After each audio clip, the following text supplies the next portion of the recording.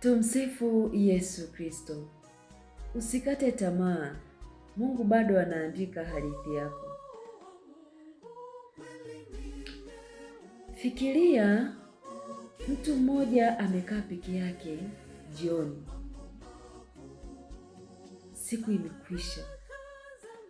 Watu wengine wanaendelea na maisha yao, lakini yeye moyoni ana swali moja. Mungu, mbona mimi bado? Ameomba, amesubiri, amejitahidi, lakini bado hajayaona majibu aliyotarajia. Anaona kama wengine wanaendelea mbele, lakini yeye anasimama pale pale. Labda amepitia kushindwa, kukataliwa, kuchelewa kwa jambo alilolitamani, au amechoka kupambana. Anaweza hata kujiuliza kama Mungu bado anamsikia. Lakini kuna jambo ambalo huenda hajaliona. Jambo hilo, Mungu hajamaliza kazi yake kwa sababu tu yeye hajaona mwisho wake. Neno la Mungu kutoka kitabu cha Nabii Yeremia sura ya 29 aya 11. Kwa maana nayajua mawazo ninayowazia, asema Bwana, ni mawazo ya amani wala si ya mabaya. Wakati mwingine tunataka Mungu atuonyeshe ukurasa wa mwisho, wakati yeye anatuomba tumwamini katika ukurasa uliopo sasa. Abrahamu alitoka bila kujua kila hatua angekwenda. Maria alisema, tazama mimi ni mjakazi wa Bwana, bila kujua yote ambayo yangefuata. Mitume walimfuata Yesu bila kuwa na ramani kamili ya maisha yao.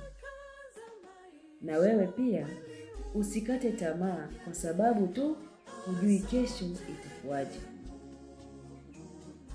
Huenda leo unaona umekuchelewa, Mungu anaona maandalizi. Huenda unaona mlango umefungwa, Mungu anaweza kuwa anakuelekeza kwenye mlango mwingine. Huenda leo unaona udhaifu wako, Mungu anaona kile unachoweza kupitia wewe. Huenda unaona mwisho, lakini Mungu bado anaona mwanzo. Hapo ndipo ujumbe unakuwa wa kila mmoja wetu.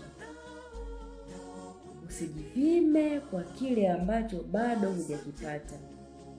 Usijihukumu kwa ukurasa mmoja tu wa maisha yako, na usimlazimishe Mungu amalize hadithi yako kwa muda uliouweka wewe. Jioni hii, kama kuna jambo limekukatisha tamaa, usilipeleke kitandani kama hukumu dhidi yako. Liweke mbele ya Mungu kama sala. Mwambie, Bwana, sijui utakachofanya kesho, lakini naamini kwamba hujanisahau. Nisaidie nisikate tamaa kabla hujamaliza kazi yako ndani yangu. Na ikumbuke kwamba Mungu hajachelewa, bado yupo kazini. Hadithi yako haijaisha.